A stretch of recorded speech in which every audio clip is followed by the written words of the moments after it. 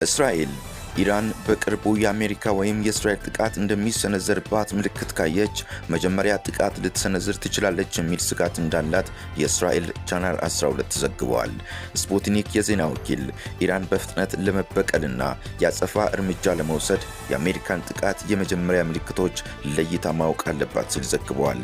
የማዕከላዊ ስትራቴጂዎችና ቴክኖሎጂዎች ትንተና ካስት ከፍተኛ የምርምር ባልደረባ የሆኑት የወታደራዊ ባለሙያ ዩሪ ሌይሚን ለስፑትኒክ እንደገለጹት ለኢራን ማንኛውም መዘግየት አደገኛ ይሆናል።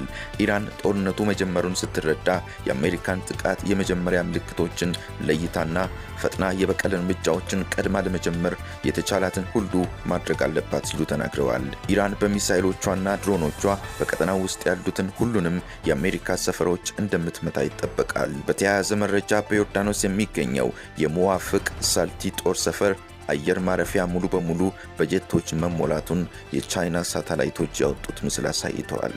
ጦርነቱ የአሜሪካን ኃያልነት እስከ ወዲያኛው ያከትማል ወይም የኢራንን አልበገር ባይነት ይቋጫል።